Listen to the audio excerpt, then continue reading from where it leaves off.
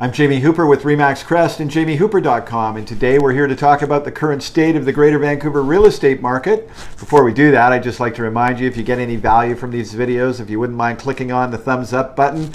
If you haven't already done so, subscribe to our YouTube channel or maybe like our Facebook page. So let's talk about how the Greater Vancouver markets moved along here for the past 4 or 5 months since interest rates started to rise. Conditions have been pretty sluggish, and sales have started to trickle down during this period of time.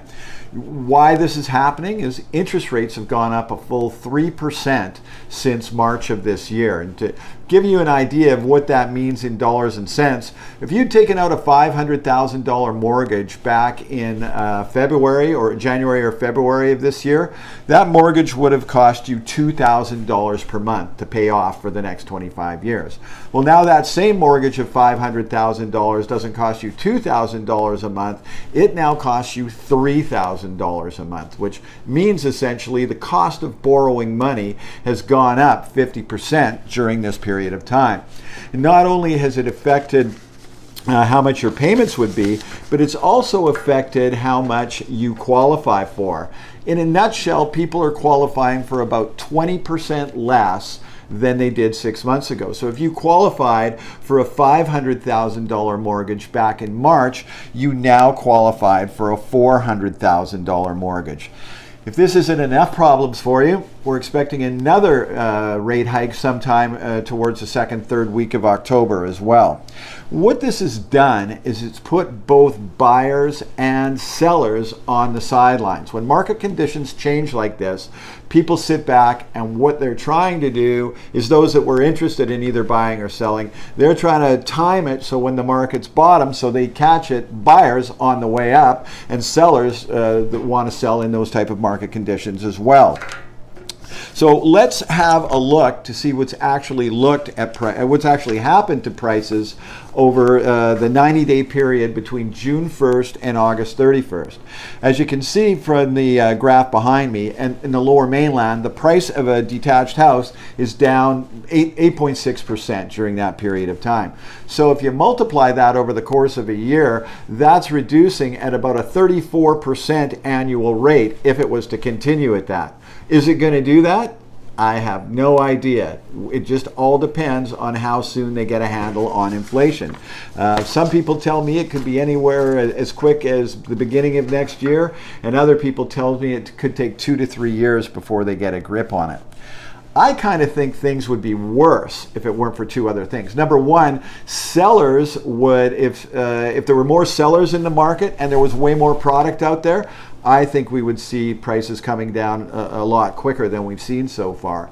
And the other thing is that I go on and bang the drum about all the time.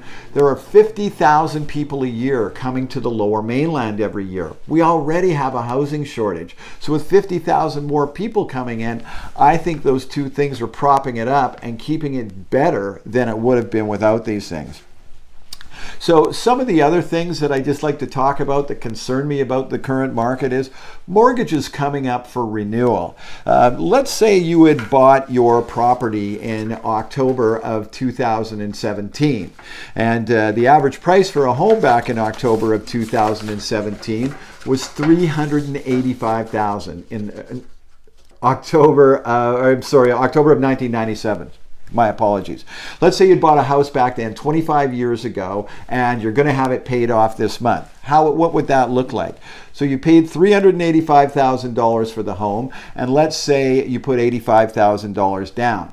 Your mortgage rates back then were about 4.5%. If you paid it off over 25 years, that would have made your payment back then about $1,650 a month. So I went and checked if you'd renewed every 5 years and you'd renewed 4 more times. 2 times early on, you would have renewed at a higher rate, and then for the last 10 years, you would have you would have paid a much lower interest rate as you went through there. So what my point is people play the stock or the real estate market in Vancouver like they play the stock market. So if lots of people think if their house isn't going up $50,000 or $75,000 a year, they've made a bad investment. In 1997, if you have a look at this graph behind me, and having a look, there's been four peaks and four valleys during that time you would have had if you purchased a house then. In 2008, during the US banking crisis. In 2011, there was a major tsunami in Japan that affected our market over here for a couple of years. 2016, they put the foreign buyers tax in, and this year we've got some pretty substantial interest rate hikes that we haven't seen this dramatic since the 1980s.